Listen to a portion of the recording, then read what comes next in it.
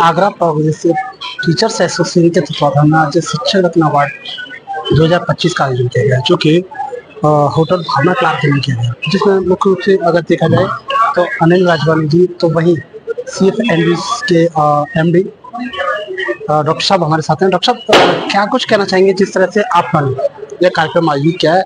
क्या लगता है शिक्षा के लिए कोई अलग सी पहल है?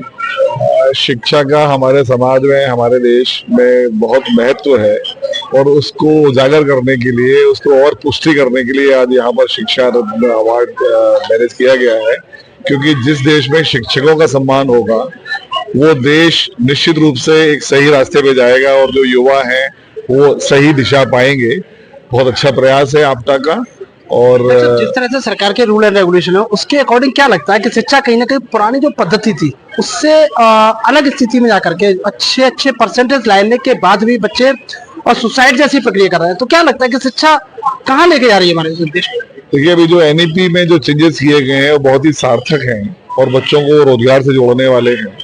और अभी जैसे हमारी चर्चाएं भी सुनी, माननीय शिक्षा मंत्री जी भी ने भी ये कहा कि वो शिक्षा जो हमें हमारे बारे में बताए, तो बहुत अच्छी नई पहल हुई है। और अगर NEP पे फोकस करेंगे तो बच्चों को सीधे रोजगार भी मिलेंगे और इसके बहुत अच्छे परिणाम सामने आएंगे। और लॉर्ड मैकाले और ये सब बहुत पुराने हो गए हैं, बहुत आवश्यकता थी और वो इस बार हमारे पाठ्यक्रमों में शामिल हो चुकी है। अभी हमारे साथ से डॉक्टर गिरिधर शर्मा जी, तो वहीं अब हमारे साथ हो चुके हैं नितिन मित्तल जी। मित्तल जी, स्वागत है आपका टीवी स्टेटबुल में। क्या कुछ कहना चाहेंगे आपका के द्वारा जो कार्यक्रम किया गया है इसे लेकर के, जिस तरह से शिक्षा में एक बदलाव की बात की है, तो क्या लगता है शिक्षकों को उतना सम्मान क्या सरकार या प्राइवेट स्कूल्स या सरकारी विद्यालयों में वो मिल पा रहा है? हाँ बिल्कुल, ये मैं आपको बताऊं, पहले तो अपने बारे में परिचय दे देता हूँ। मैं MCI का डायरेक्टर नितिन मित्तल और मैं आगरा प्रोग्रेसिव टीचर्स एसोसिएशन आपका से बहुत टाइम से जुड़ा हुआ हूँ और इसमें मैं वाइस प्रेसिडेंट हूँ। तो मैं ये देख रहा हूँ कि हम लोग जो इस एसोसिएशन में वर्क कर रहे हैं उसमें शिक्षकों को बहुत प्रोत्साहन मिल रहा है, बहुत ज्यादा इंकरेजमेंट मिल रहा है। क्योंकि जैसे कि मैंने आज अवार्ड रिसीव किया, मैंने बेस्ट टू बेस्ट अपना देने का कोशिश किया, उस वजह से मुझे अवार्ड मिला है। तो हम ये चाहते हैं कि हम आगे भी बहुत अच्छे से अच्छा लोगों को दें। मतलब जी, सवाल इस तरह का है कि जिस तरह से सरकार ने एक आदेश लागू किया है कि टेट 2 साल में टीचरों को, जो शिक्षक पुराने हैं उन्हें क्वालिफाई करना पड़ेगा, क्या लगता है कि वो शिक्षक 15 साल से या 16 साल से जो शिक्षा दे रहे हैं, क्या उन्हें छोटे या बड़े और जो बेसिक शिक्षा होती है वो अभी तक नहीं आई?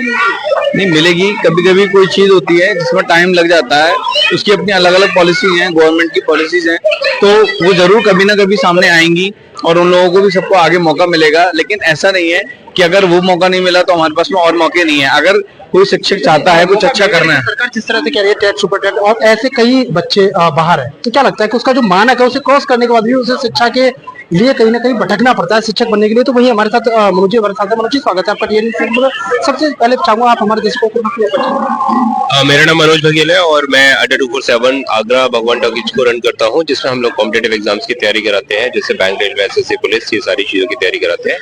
और आज यहाँ पे हम आपका परिवार की तरफ से यहाँ उपस्थित है।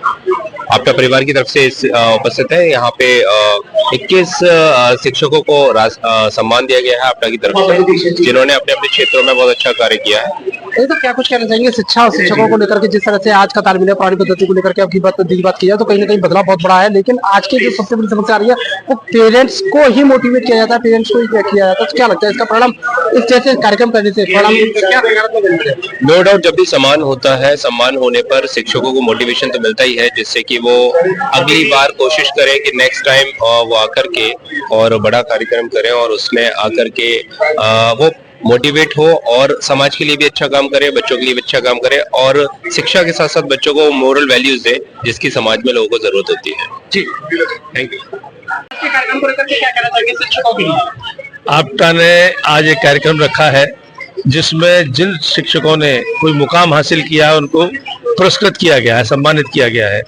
तो जो सम्मान प्राप्त शिक्षक हैं वो अन्य शिक्षक भी अपनी शिक्षा को सिर्फ पाठ्यक्रम तक सीमित न रखें, स्व का बोध कराएं, राष्ट्र निर्माण में एक शिक्षक की क्या भूमिका है उसको याद करते हुए शिक्षा दें।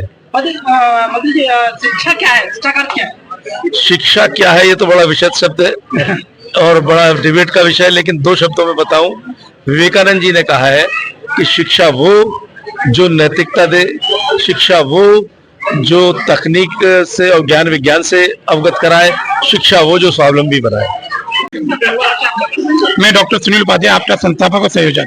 आज आपका के तहत 21 शिक्षकों का, आगरा मंडल के शिक्षकों को शिक्षक रत्न से अवार्ड किया गया है, जिसमें उच्च शिक्षा मंत्री उत्तर प्रदेश सरकार माननीय योगेंद्र उपाध्याय जी, दिनेश शर्मा जी और डीसीपी सोनम कुमार जी उपस्थित रहे।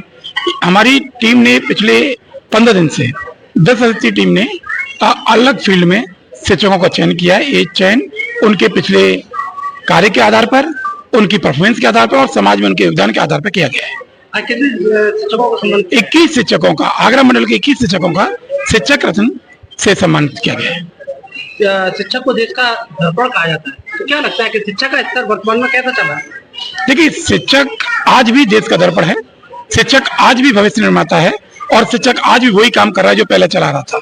लेकिन इसमें अभिभावकों को सोचना पड़ेगा। जब शिक्षक संस्कार युक्त शिक्षा की बात करता है तो अभिभावक केवल और केवल चाहते हैं कि केवल शिक्षा दी जाए, जबकि हमारा मानना है, हमारे शिक्षक यही चाहते हैं शिक्षा के साथ साथ संस्कार भी दिए जाएं, और हमारे सारे शिक्षक आपटा के यही अपना कार्य करते रहते हैं। क्या कुछ कहा आज मंत्री जी ने?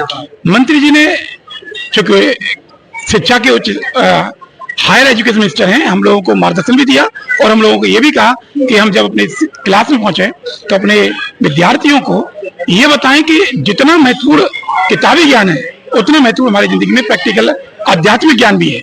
हम अपने कहते हैं ना, रिटर्न टू वेदा, अपने वेद की तरफ जाएं, अपने कल्चर की तरफ जाएं, ये विद्यार्थियों को बताना जरूरी है। साइंस के साथ साथ आध्यात्मिकता का भी ज्ञान होना चाहिए।